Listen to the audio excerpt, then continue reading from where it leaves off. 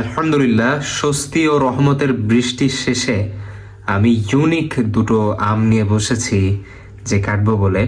Right সাইডে যে আমটা দেখতে পাচ্ছেন এটা হচ্ছে সেই সূর্যের ডিম অর্থাৎ মিয়াজাকি আম, এবং আমার লেফট সাইডে হচ্ছে কাটিমন, সবচেয়ে ছোট আমটা নিয়েছি, এটা বেশি পাকা তাই।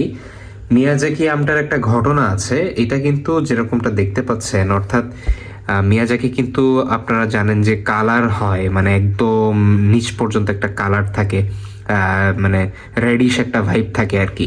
তো এইটার কারণ হচ্ছে এই আমটা কিন্তু ফ্রুট ব্যাগিং এর মধ্যে ছিল। যখন ব্যাগের মধ্যে থাকে তখন কিন্তু কালারটা পরিপূর্ণ আসে না, মানে কালারটা এরকম আসে, ন্যাচারাল আসে। আর যখন এটাকে ব্যাগ ছাড়া রাখা হয় তখন কিন্তু ওর অ্যাকচুয়াল যে কালারটা সূর্যের আলোর সাথে সাথে ওই কালারটা ছাড়া শুরু করে।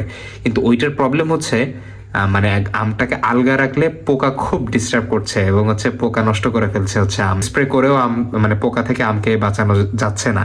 তো এই কারণে আমরা অল্প সংখ্যক মিয়াজাকি নিয়ে কাজ করছি আলহামদুলিল্লাহ।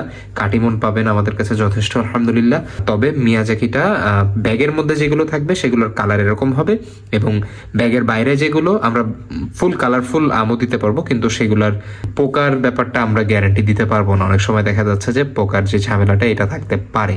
এনিওয়ে, এখন আমটা কাটা যাক। পৃথিবীর সবচেয়ে দামি আম খাবো এখন, যেটা হচ্ছে সূর্যের ডিম মিয়াজাকি। দেখতে পাচ্ছেন যে আমটা কেবল একটা স্লাইস করেছি, এখন খেয়ে দেখি যে আসলে টেস্ট কেমন।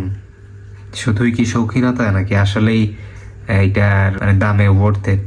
অনেকে আমার সাথে দ্বিমত পোষণ করতে পারেন, তবে আমি সামান্য কিছুটা ল্যাংড়ার সাথে সিমিলার টেস্ট পাচ্ছি।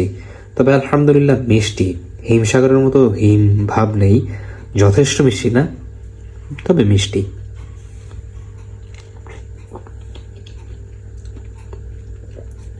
যথেষ্ট জুসি এবং ফ্রেশ একটা স্বাদ, আলহামদুলিল্লাহ।